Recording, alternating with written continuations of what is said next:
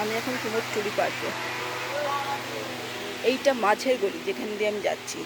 চতুর্দিকে কাঁচা বাঁশ আর মাটির একটা সুগন্ধ, অদ্ভুত সুন্দর মিষ্টি গন্ধ।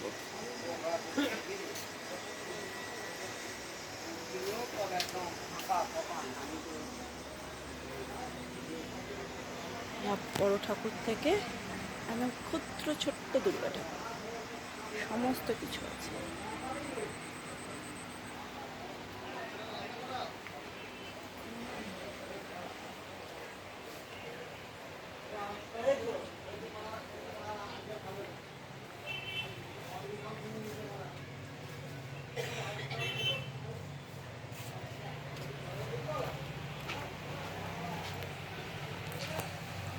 অলরেডি মাকে তৈরি করা শুরু হয়ে গেছে।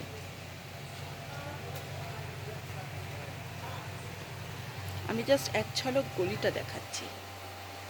এটি মাঝের গলি। প্রত্যেক ঘরে ঘরে ঠাকুর তৈরি হচ্ছে। এই সারা দুর্গাপুজো আমরা যেভাবে আনন্দ করি সেইভাবে কিন্তু এনাদেরকে আমরা সম্মান দিতে পারি না।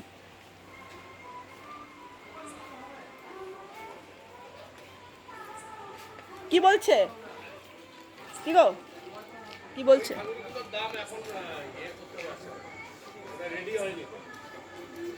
তাও একটা অ্যাভারেজ কিছু মিনিমাম বলবে তো। আমরা আসলে ঠাকুর অর্ডার দিতে এসেছি। 7,000, ওইটা 7,000।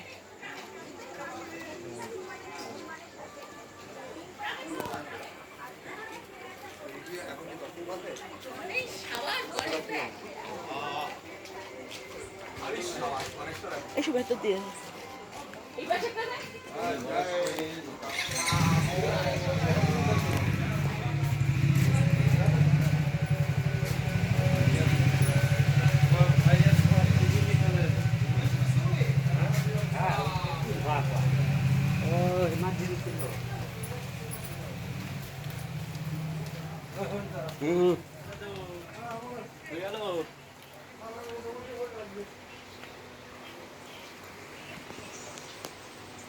দেখো, ওই ছোট্টটা দেখো, দুর্গা একদম একদম সামনে যে ছোটটা।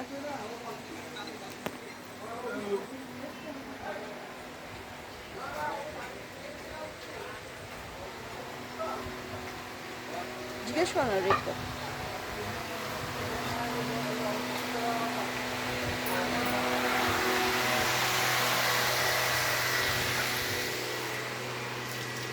চলে যাও, লোক যেতে দাও।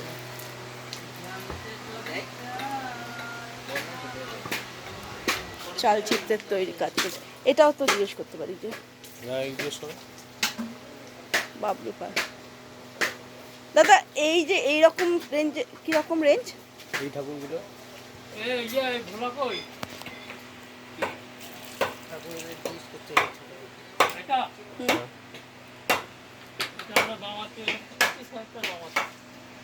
পঁচিশ আসবে।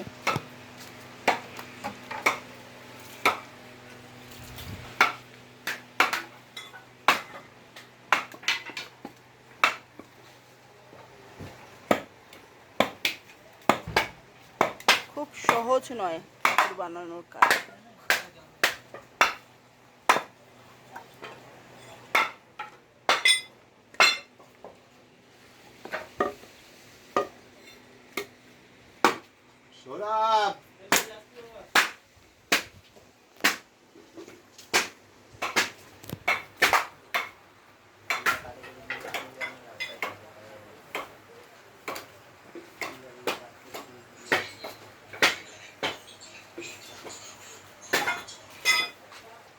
করতে পারছি না বলে এই জিনিস আসছে।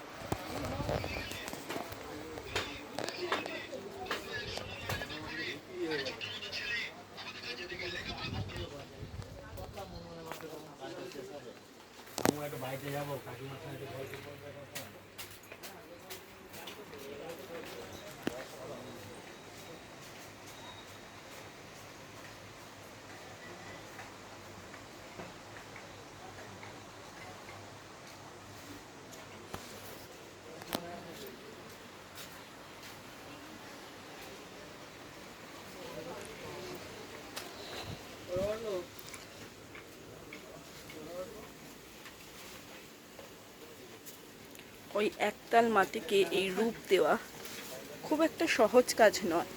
অনেক পরিশ্রম, অনেক ধৈর্য এবং ভালোবাসা মিশিয়ে এই প্রত্যেক শিল্পী তৈরি করছেন। যে যত্নের সাথে, যে ভালোবাসার সাথে ঠাকুর তৈরি হয়, সেই হিসেবে সমাজ এনাদেরকে সেই স্বীকৃতি বলো কিংবা সম্মান বলো, কোনোটাই হয়তো আমরা এনাদেরকে প্রদান করতে পারি না। খড়, বাঁশ আর মাটির মিশ্রণে এই ঠাকুর তৈরি হয়, কিন্তু তার সাথে থাকে অনেক ধৈর্য এবং ভালোবাসা।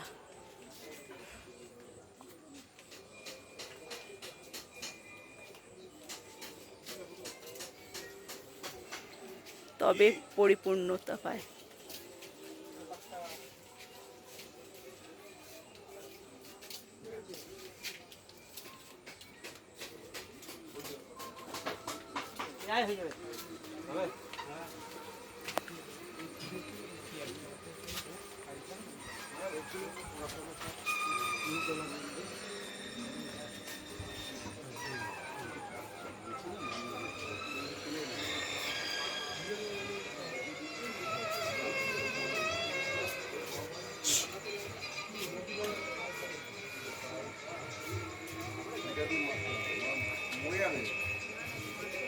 হ্যাঁ, ও বাবা, মারতে হবে। এই যে, হ্যাঁ, অসুস্থ হয়ে গেছে, নিজে নিজেই মরে যাবে।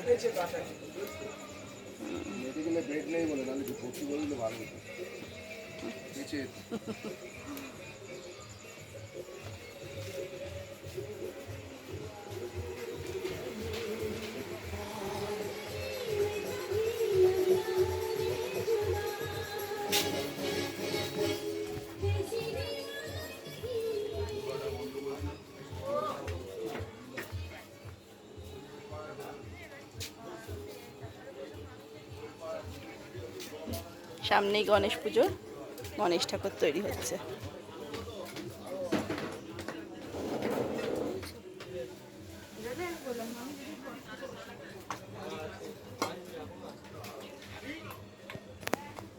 এই, এখানেও তো আছে। এবার আমি বাইরের পথে, এখানেও তো আছে, দেখো না, জিজ্ঞেস করো না, তৈরি করছে তো। আর যাচ্ছি।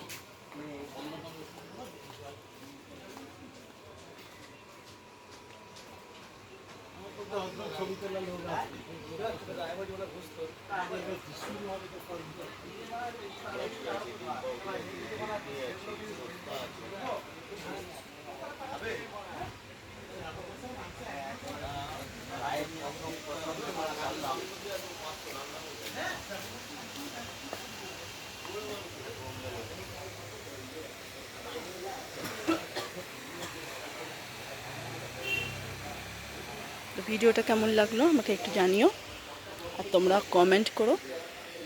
আর বলবো, দুর্গা ঠাকুর তো আমরা প্রচুর দেখি, প্যান্ডেলে প্যান্ডেলে আমরা প্রচুর ঘুরি সময় বার করে।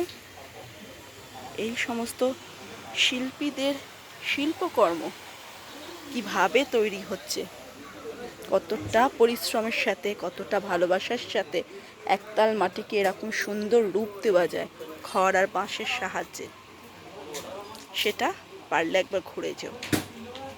Thank you all.